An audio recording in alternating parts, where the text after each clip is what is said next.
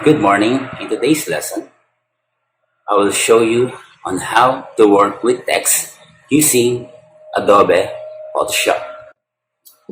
So before we proceed, be reminded that Photoshop is not a layout tool, but a photo manipulation tool. For text-heavy designs, use Adobe InDesign or Adobe Illustrator. These two applications will help you maintain the font integrity and sharpness, as well as a more manageable file size. Now let's proceed to the demonstration on how to work with text using Adobe Photoshop. Okay, so this is the continuation of our project, working with text. So now let's add text to our layout. So first, hide temporarily the foreground image by clicking on the eye icon beside its layer. This is the eye icon. Click, click the icon to hide the foreground image. Now activate the text tool by clicking T on the keyboard, or simply select the T here on the toolbar. Okay. Then click here, then select the font or the text color or font color. Simply, then click OK, then type the text for masthead. You type any text that you want to appear on your mastheads or your magazine or brochure. Example, amaze.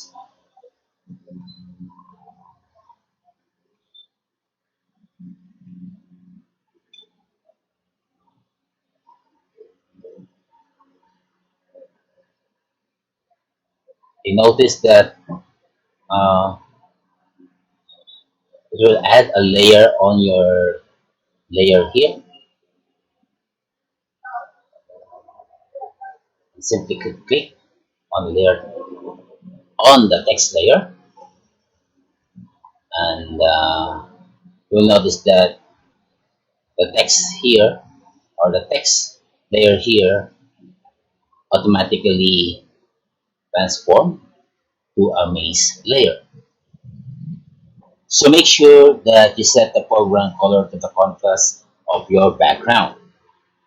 Okay? You can pre-select the font before typing or change the font after typing. Okay, to change the font, highlight the masthead text. There are two ways to highlight all the text in a text block. One, with a type tool, click anywhere within the text and press the Command key or Control key and hit A, or simply highlights the text here. Okay. You can change the font by clicking the font family here, drop down, and you can send many font here. Select any font that you want to appear on your project. You can also set the font size here,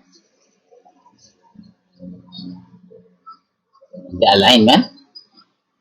So we need to align the text in center.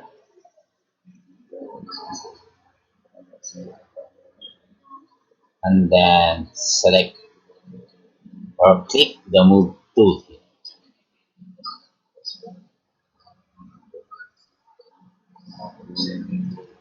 Now click Control T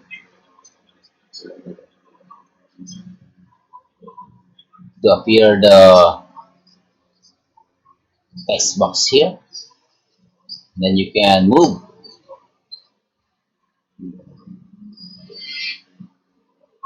your mastheads on the center. Then the size, the masthead here.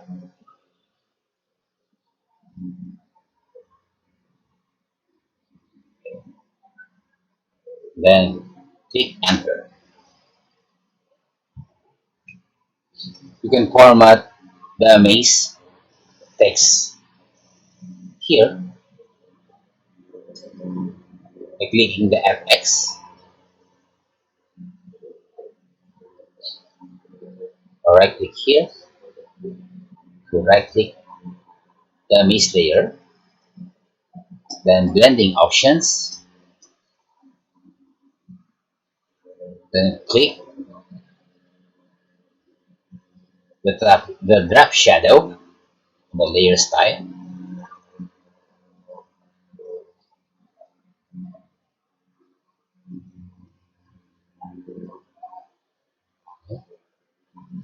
then set the opacity to 35%.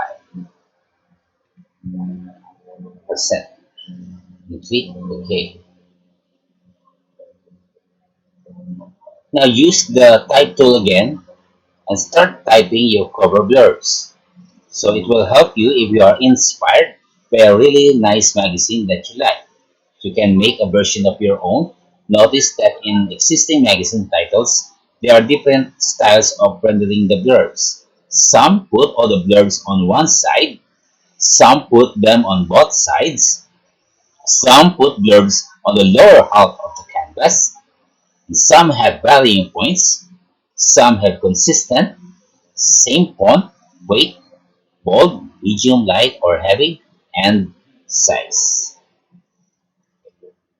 Click the type tool, click here, then set the font size, sample 30, change the text color if you want,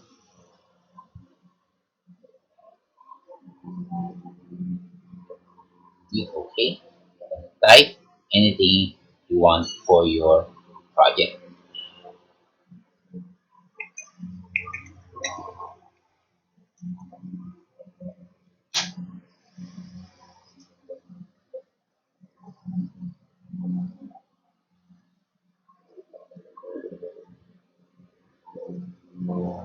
Control P again to select the text box and move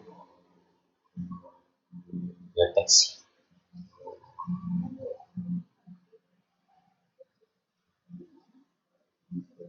Then click enter. Now use the type or type tool again. Click here and type anything you want.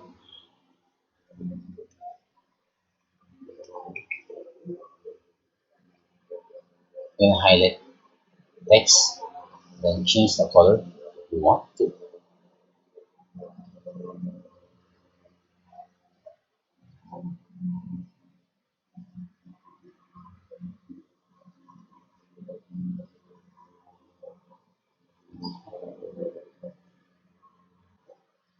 And then click again the type tool, highlight the text, change the color if you want. Click the move tool, Control T again, then move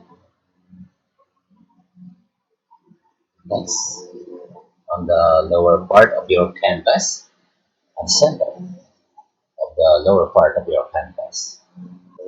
So for colorizing cover blurbs, the following are the major considerations.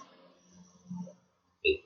Number one is the readability. So if the text lands on a dark background, change its color to a light one. For color harmony and unified design, So for colored text, use colors that match your color theme. And then for number three, depth. To avoid having a very flat layout, create an illusion of depth. So combine drab and bright colors. So bright colors pop out while drab colors recede. So that's it for now. So we will continue our project on our next lesson. So that's it for today. Thank you for watching.